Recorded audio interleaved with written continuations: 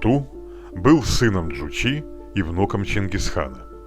Его имя по-монгольски означало «крепкий». Когда Джучи умер, Бату унаследовал улус своего отца. Улус Джучи включал западную часть Монгольской империи от Иртыша до Каспия, а также все территории далее на запад, которые монголы могли бы завоевать в будущем.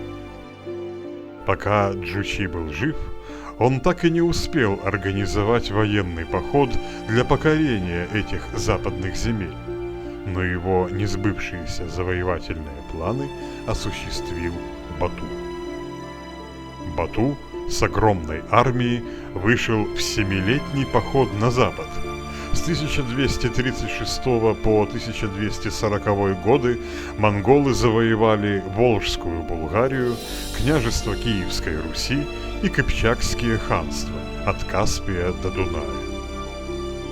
Главным военачальником в этой кампании был Субедей-Богатур, который в 1219-1224 годах уже бывал в здешних краях, совершив разведывательный поход в земли кыпчаков.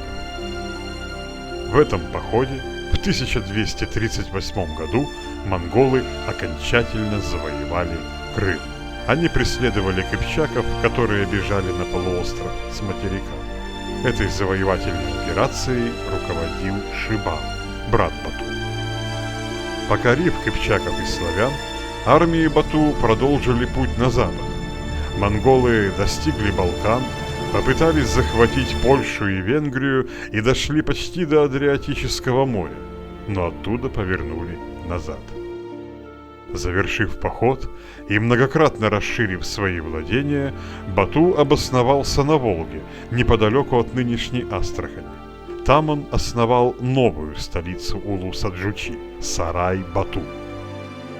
Бату формально признавал главенство над собою верховных монгольских ханов, преемников Чингисхана, но стремился как можно меньше зависеть от них. В своем улусе Бату был фактически независимым правителем. Его улус начал постепенно превращаться в отдельное государство, известное позже в истории под названием «Золотая Орда».